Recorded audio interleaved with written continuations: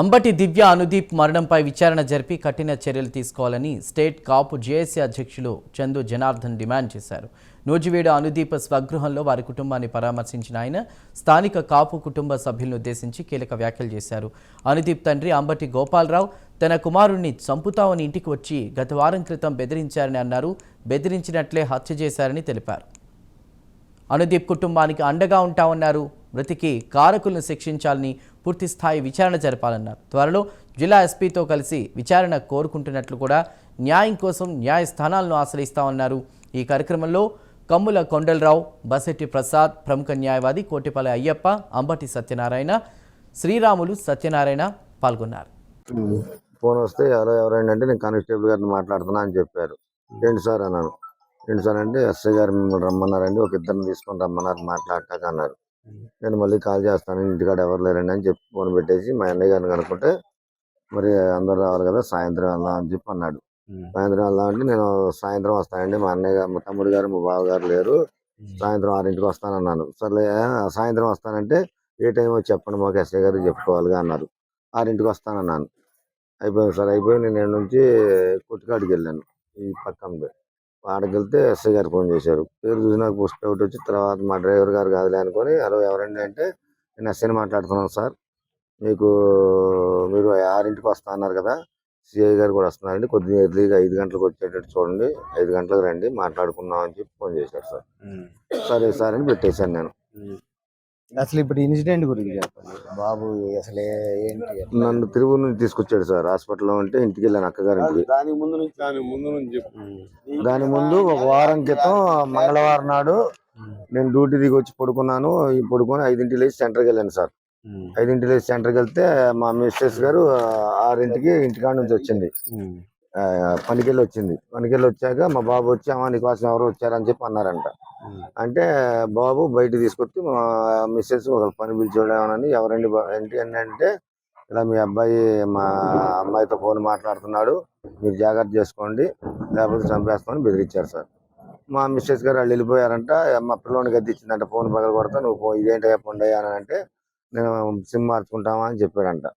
సర్లే అన్నాక వాళ్ళు వెళ్ళిపోయారంట. వెళ్ళిపోయాక నాకు ఫోన్ చేసింది. నేను అన్నాను వాళ్ళు ఏం చేస్తారులే, ఇంటికి వచ్చి బెదిరించిన వాళ్ళు ఏం చేస్తారులే అని నేను అన్నాను, మామూలుగా ఏముంటుందిలే అన్న ఉద్దేశంతో అని ఇంటికి వచ్చాను. వచ్చేటప్పుడు మా బాబు సెంటర్లో కలిసాడు. అసలు ఏంటి నాన్న అంటే, నాన్న నేనైతే మాట్లాడలేదు నాన్న, నా పని ఏది నేను చేసుకుంటే నా దగ్గరికి వచ్చి కూర్చొని మనం ఫ్రెండ్స్ లాగా ఉన్నామని చెప్పి ఫోన్ నెంబర్ తీసుకుని అప్పటి నుంచి మాట్లాడుతున్నానా, ఈ మధ్యలో 2-3 సార్లు నేను చచ్చిపోతాను, నేను మీ ఇంటికి వస్తాను, మీ ఇంటికి వచ్చి చచ్చిపోతాను అది ఇది అని చెప్పినానంటే నీకు అవన్నీ నాన్న, ఎగ్జామ్స్ ఉన్నాయిగా రాసుకో, నువ్వు డాక్టర్కి వెళ్తున్నాను కానీ లైసెన్స్ పెట్టుకుని డాక్టర్కి వెళ్దు కానీ అని చెప్పాను మా బాబుకి.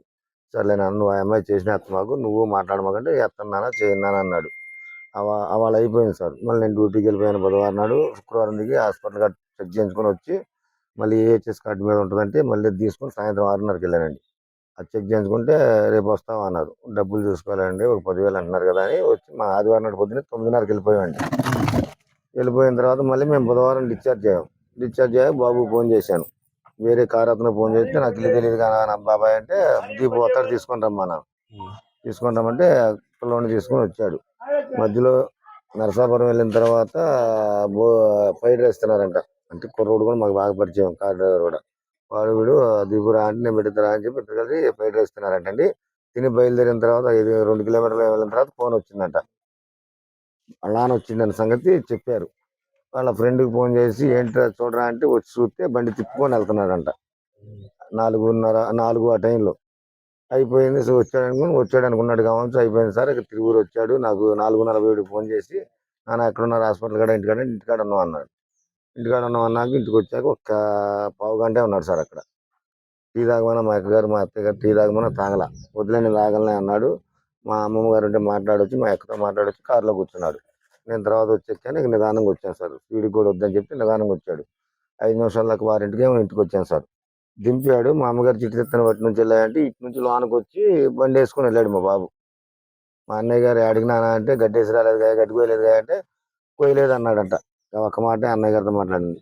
ఇది అయిపోయిన తర్వాత కాసేపటి మా నాన్నగారు గడ్డేసి రాలా అది ఇది అంటుంటే మా మిస్సెస్ నా ఫోన్ నుంచి ఫోన్ చేసింది 6:11కి. ఖచ్చితంగా అక్కడ చెరువుకి వెళ్ళే దారి ముత్యాలం చెట్టు సార్. అక్కడికి వెళ్ళాక ఫోన్ ఎత్తి గడ్డి కోయలేదు అంటగా అంటే నేను కోయలేదు, జాడికి వచ్చినాడు తాత అంటే వేసుకొత్తాలేమా అని చెప్పి ఈ ఫోన్ పెట్టేసి మరి ఫోన్ మాట్లాడుకుంటూ వెళ్ళాడు చెరువు కట్టకి. ఈ చూసిన వాళ్ళు చెప్పడం అయితే ఆ చెరువు కట్ట మీద నుంచి ఫోన్ మాట్లాడుతున్నాడు, నేను చివరికి వెళ్ళిందా చూశానని చెప్పాడు. 6:15 అయిందంట అప్పుడు టైం. ముస్లిమ్స్ టికెట్లు పడుతున్నాయి కనపడుతున్నాడు అని చెప్పి కూడా చెప్పారు. ఆ తర్వాత మళ్ళీ 6:37కి నేను కాల్ చేస్తే కాల్ ఎత్తట్లా.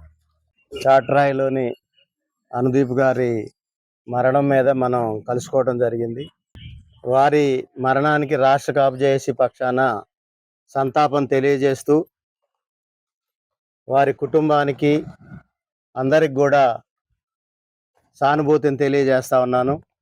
ప్రధానంగా మీ మధ్య తిరిగే అనుదీప్ గారు ఏ విధంగా చనిపోయారు, ఎలా చనిపోయారు అనేది మీ అందరికీ తెలిసిన విషయమే.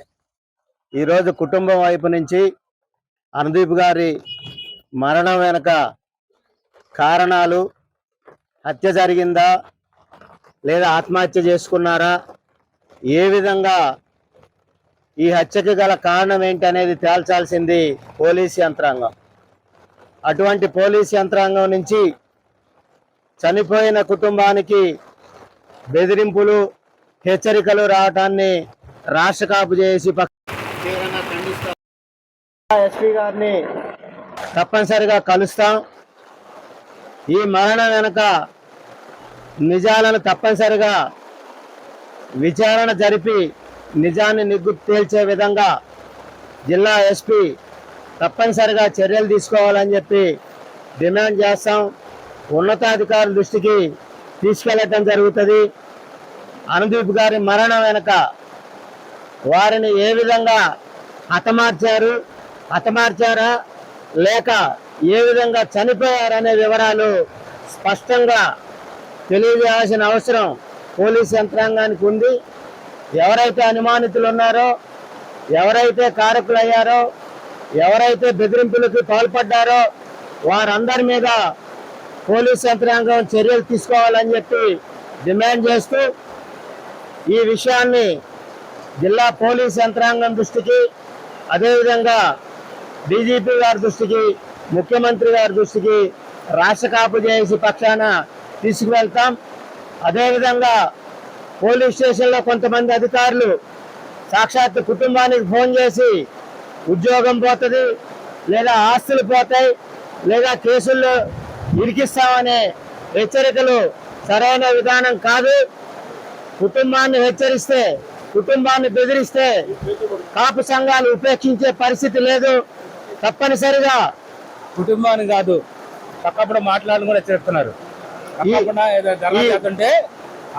ఈ హెచ్చరికలు తప్పనిసరిగా ఉన్నతాధికారుల దృష్టికి తీసుకెళ్తాం. ఎవరైతే బెదిరింపులకు పాల్పడుతున్నారో, ఎవరైతే పక్షపాత ధోరణితో పనిచేస్తా ఉన్నారో వారి మీద సైతం విచారణ జరిపి చర్యలు తీసుకోవాలని చెప్పి డిమాండ్ చేస్తా ఉన్నాను.